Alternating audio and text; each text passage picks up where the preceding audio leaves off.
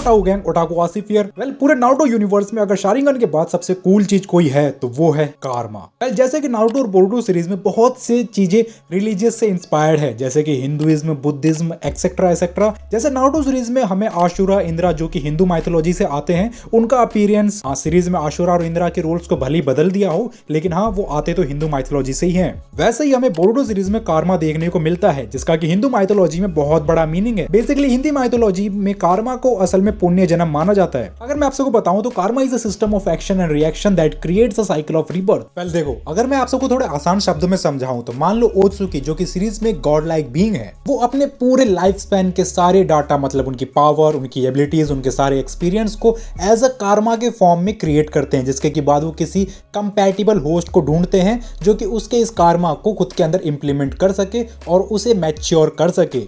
इसीलिए ओत्सुकी अर्थ पर किसी ह्यूमन को ढूंढते हैं और जब उन्हें वो होस्ट मिलता है तो वो अपने इस कारमा को उनके अंदर इंप्लीमेंट कर देते हैं। इसके के बाद अगर ओत्सुकी मर भी जाता है तो वो इस कारमा के थ्रू उस होस्ट के बॉडी से खुद को रिजरेक्ट कर सकता है। बेसिकली रिबर्थ वाला कॉन्सेप्ट यहाँ पर पूरा होता है। और हाँ, जब वो ओत्सुकी खुद को वापस से मैनिफेस्ट करेगा थ्रू कारमा, तब उसके पास उसकी पास्ट लाइफ की सारी एबिलिटीज, पावर, एक्सपीरियंस, नॉलेज, सारी चीजें होगी एंड इवन वो और पावरफुल होगा। और इसी की मदद से बोरुटो सीरीज में शिवाई ओत्सुकी एक गॉड लाइक बीइंग बन गया था, मतलब वो ओत्सुकी से भी ऊपर जा चुका है। और ये सेम कॉन्सेप्ट हमारे हिंदू माइथोलॉजी में भी है, जहां पर लॉर्ड कृष्णा ने कई बार खुद को रिजरेक्ट किया है और उनका पुण्य जन्म हुआ है। और पुण्य जन्म के साथ साथ जब वो थोड़े बड़े होते हैं तो उनको उनकी पुरानी लाइफ भी पूरी तरह से याद रहती है। और यही सेम कॉन्सेप्ट बोरुटो में ओत्सुकीज यूज करते हैं। लेकिन ओत्सुकीज के इस रिजरेक्ट होने वाले प्रोसेस में बहुत ज्यादा टाइम लगता है। लेकिन इस रीइंकार्नेशन टाइम प्रोसेस के वक्त उस होस्ट के पास उस ओत्सुकीज की ऑलमोस्ट सारी पावर्स होती है और ऑलमोस्ट खुद में एक गॉड लाइक बीइंग होता है। अब देखो, यहाँ मैंने आपको कारमा क्या होता है वो तो पूरा बता दिया है, लेकिन अब हम कारमा के पावर्स के बारे में भी जान लेते हैं। जैसे कि नंबर 1, फ्लाइट। वेल कारमा की एक बहुत बड़ी एबिलिटी ये है कि वो अपने यूजर को फ्लाइट की एबिलिटी देता है। हाँ, भले ही फर्क नहीं पड़ता कि वो कारमा पूरी तरह से मैनिफेस्ट हुआ है कि नहीं, लेकिन यूजर उस कारमा से उड़ सकता है एंड इवन वो लेविटेट कर सकता है इन एयर। वेल कोड, कावाकी ये सब अपने कारमा के पावर्स के साथ फ्लाई तो कर सकते हैं, लेकिन अभी तक बोरुटो को ऐसा फ्लाई करते हुए नहीं दिखाया गया है। हाँ, लेकिन वो फ्लाई कर सकता है बिकॉज जब मोमोशिकी ने बोरुटो पर कंट्रोल लिया था तो हमें वो फ्लाई करते हुए दिखा था। वेल इसके बाद आती है सेकंड पावर, मैनिफेस्टेशन। वेल जैसा कि हम सबको पता है कि एक ओत्सुकी अपने कारमा से खुद को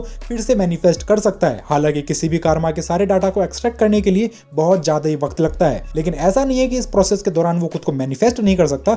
असल में जब होस्ट या उसके यूजर का चाक्रा लेवल सर्टेन पॉइंट से कम हो जाता है तो वो ओत्सुकी कारमा के थ्रू यूजर पर कुछ देर के लिए कंट्रोल पा लेता है। लेकिन अगर होस्ट इस पावर को कंट्रोल करने लग जाए तो वो बिना कंट्रोल खोए इस पावर को एक सर्टेन लिमिट तक यूज कर सकता है, जैसे कि कोड, बोरुटो और कावाकी करते हैं। लेकिन इसकी एक और बहुत बड़ी एबिलिटी है, वो है हीलिंग पावर्स। जैसे कि जब बोरुटो और कावाकी की फाइट होती है तो कावाकी बोरुटो को इतना फेटल ब्लो देता है कि अगर मोमोशिकी वहां नहीं होता तो बोरुटो ऑलमोस्ट मर जाता। लेकिन मोमोशिकी ने अपने कारमा के कुछ % डाटा को यूज करते हुए बोरुटो के बॉडी को हील किया था, जिसकी वजह से जहां बोरुटो का कारमा 100% डेवलप हो गया था, लेकिन मोमोशिकी ने 18% कारमा के पावर को यूज करते हुए बोरुटो की बॉडी को जो फिक्स कर दिया था, उसकी वजह से उसका मैनिफेस्टेशन प्रोसेस फिर से 82% पर आ गया था। खैर, इसके अलावा कारमा अपने यूजर को एक और बहुत ओवरपावर्ड एबिलिटी देता है, चाक्रा और निंजुत्सु एब्जॉर्प्शन। हाँ, यहाँ कारमा यूजर किसी भी चाक्रा और निंजुत्सु को एब्जॉर्ब कर सकता है, उनकी ऑलमोस्ट कोई लिमिट नहीं होती। लेकिन जरूरी नहीं है कि किसी ह्यूमन से ही उसके चाक्रा को एब्जॉर्ब करे। अगर उसके पास कोई और भी चीज है जिसके अंदर चाक्रा इवॉल्व है तो वो उनको भी एब्जॉर्ब कर सकते हैं, जिससे कि उनका चाक्रा रिजर्व कभी भी खत्म नहीं होता और उनके पास एक इनफिनाइट अमाउंट ऑफ चाक्रा होता है। लेकिन इसके बाद आती है स्पेस टाइम निंजुत्सु। वेल ये जुत्सु से हमारी मोमी कागुया ने पूरे 4th ग्रेट निंजा वॉर को डोमिनेट कर रखा था, क्योंकि वो हर सेकंड पूरे स्पेस को ही चेंज कर रही थी। और मैं बता दूं कि ये जुत्सु हर ओत्सुकी यूज कर सकता है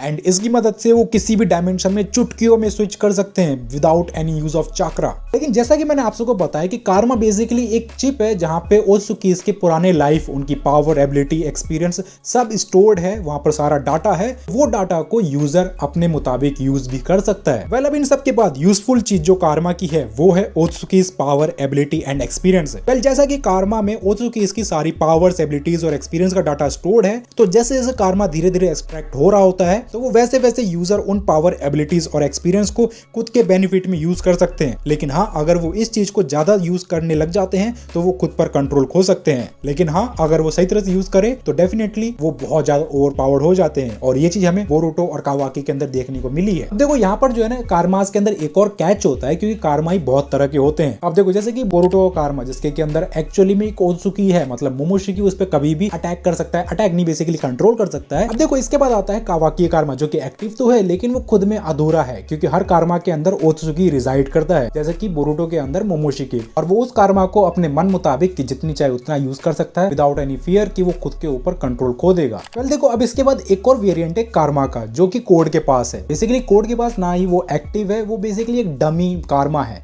जिसके के अंदर ओरिजिनल इशिकी की थोड़ी बहुत पावर्स है, लेकिन हाँ वो एक पूरा कार्मा नहीं है। देखो जिसने सीरीज देखी होगी उसे समझ में आ गया होगा कि मैं क्या कह रहा हूँ। ये वीडियो यहीं तक थी। अगर आप सबको वीडियो अच्छी लगी होगी तो वीडियो को लाइक कर देना और चैनल को सब्सक्राइब कर देना। और हाँ, आपके क्या थॉट्स है कार्मा को लेके, और अगर आपके कोई और ओपिनियन है किसी और चीज पे वीडियो बनाने के लिए तो मुझे कमेंट सेक्शन में जरूर बताना। और हाँ, ब्लीच फैंस, आप पर भी वीडियो आएगी, उस पर काम चालू है, बस मैं थोड़ा आलसी हूँ, इसी वजह से काम नहीं हो पाता, लेकिन हाँ वीडियो जरूर आएगी ब्लीच पर। बाकी इस वीडियो को लाइक कर दो। अगर ये वीडियो पे लाइक आता है तो अगली वीडियो ब्लीच की होगी, मतलब अच्छे लाइक आते हैं तो अगली वीडियो ब्लीच की होगी। बाकी मैं मिलता हूँ अगले दिन किसी वीडियो में, मतलब जल्दी मिलूंगा। इस वीडियो को देखने के लिए आरिगातो।